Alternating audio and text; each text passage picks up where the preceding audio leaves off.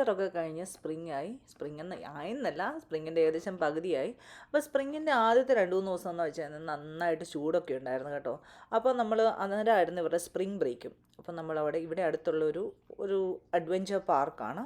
അപ്പോൾ അവിടെ പോയ കുറച്ച് ക്ലിപ്സൊക്കെയാണ് ഞാൻ എൻ്റെ അത് കാണിക്കുന്നത്.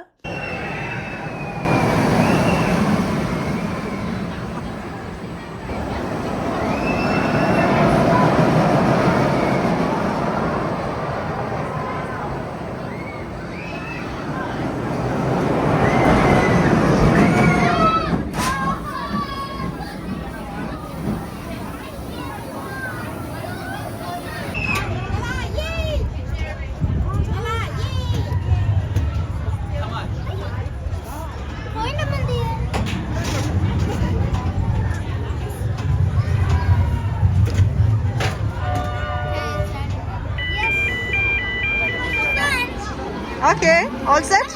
Bye, take care.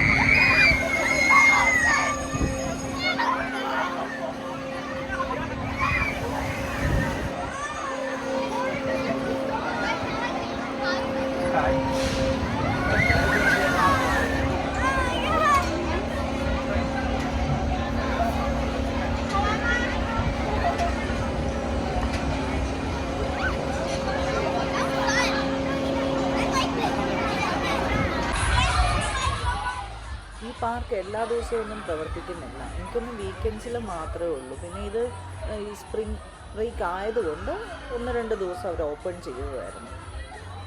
ഈ പാർക്കിൽ ഞങ്ങൾ 2-3 ഫാമിലീസ് ഒരുമിച്ചാണ് പോയത്. നമ്മുടെ ഈ ബിൽഡിങ്ങിൽ തന്നെ താമസിക്കുന്ന 2-3 ഫാമിലീസ്. അപ്പം ജോനയ്ക്ക് കുറച്ച് ഫ്രണ്ട്സ് ഉണ്ടായിരുന്നു അവളുടെ കൂടെ എൻജോയ് ചെയ്യാൻ വേണ്ടി. അപ്പോൾ അതുകൊണ്ട് ഒരു നല്ല ദിവസമായിരുന്നു. ഞങ്ങളെല്ലാവരും നന്നായിട്ട് എൻജോയ് ചെയ്തു. രാവിലെ പോയി ഞങ്ങൾ പാർക്ക് അടച്ച ആ സമയത്താണ്, ലാസ്റ്റ് ആയിട്ടാണ് ഞങ്ങൾ ആ പാർക്കിൽ നിന്ന് ഇറങ്ങിയത് തന്നെ. ഇത്രയും ഹോൾ ഡേ നല്ലതായിട്ട് സ്പെൻഡ് ചെയ്യാൻ പറ്റി. അതും നല്ല വെതറും കിട്ടിയ സമയത്ത് കേട്ടോ. പക്ഷേ പിന്നീട് ഇങ്ങോട്ട് വന്നപ്പോൾ ഇപ്പോൾ സ്പ്രിങ്ങിലെ വെതർ എന്ന് പറഞ്ഞാൽ ഓൾമോസ്റ്റ് നല്ല ഒരു തണുപ്പുണ്ട്. ചില ദിവസങ്ങളിൽ നല്ല തണുപ്പുണ്ട്, ചില ദിവസം ഒരു മീഡിയം തണുപ്പ്. എന്തെങ്കിലും നമുക്ക് അത്രമേലൊരു ഹീറ്റ് പിന്നെ കിട്ടിയിട്ടില്ല.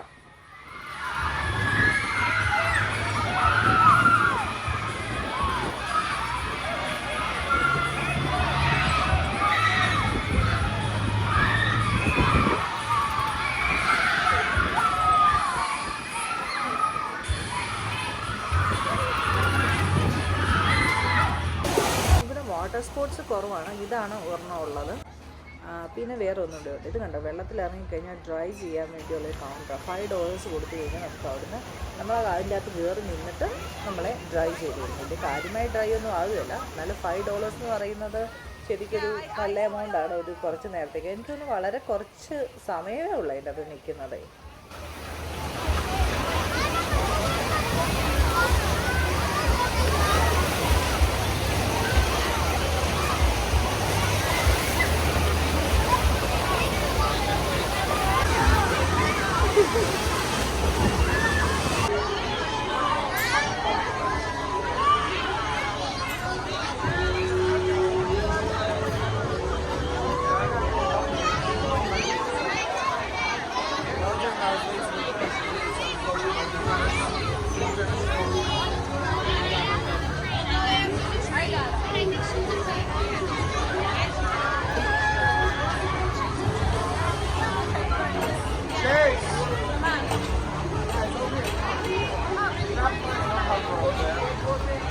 Chase! Look, we need shoes.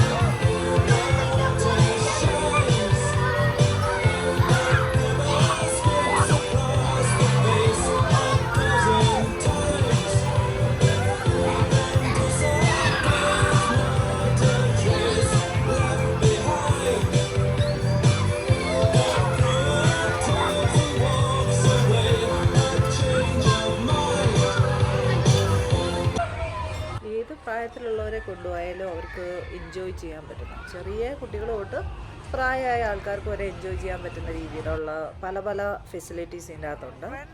അപ്പം നമുക്ക് ഇതെന്ന് പറഞ്ഞാൽ ഒരു ട്രെയിനാണ്. ട്രെയിൻ എന്ന് പറഞ്ഞാൽ ഈ പാർക്കിന് ചുറ്റും നമ്മളെ കൊണ്ട് നടന്ന് കാണിക്കുന്നതാണ്.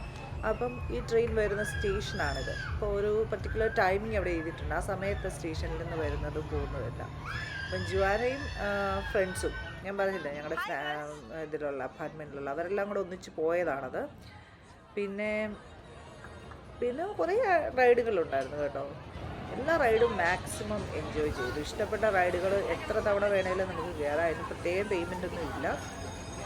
പക്ഷെ നമ്മളിപ്പോൾ ഒരു കാർണിവലിനൊക്കെ പോവുകയാണെങ്കിൽ കാർണിവൽ നമുക്ക് ഒരു റൈഡിൽ കയറി ആ പേയ്മെൻറ്റ് കൊടുത്തു പിന്നെ ആ റൈഡിൽ വന്നാൽ വീണ്ടും ലൈനിൽ നിന്ന് വീണ്ടും ആ ടിക്കറ്റ്സ് എടുക്കേണ്ടി വരും. സോ ഇതിങ്ങനെയല്ല, നമ്മൾ ഒറ്റയൊരു ടിക്കറ്റ് എടുത്തു കഴിഞ്ഞാൽ നമുക്ക് നമ്പർ ഓഫ് ടൈംസ് നമുക്ക് കയറാൻ പറ്റും.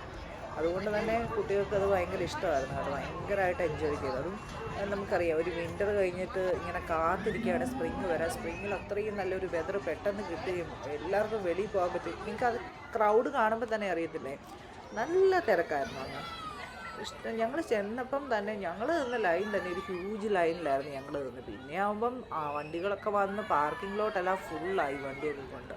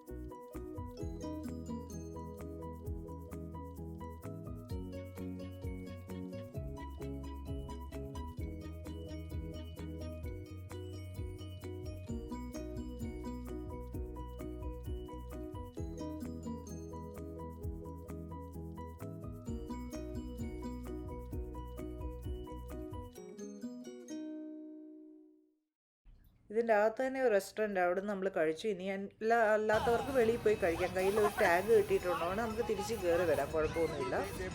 അപ്പോൾ നമ്മൾ ഏകദേശം ഒരു 6:30 വരെ ഉണ്ടായിരുന്നു. അപ്പം തന്നെ 6:30 ആയി. അപ്പോൾ ഇത്രയൊക്കെ ഉള്ളൂ പാർക്കിലെ കാഴ്ചകൾ. അപ്പോൾ ഇനി മറ്റൊരു വീഡിയോ കാണുന്നിടം വരേക്കും ബൈ.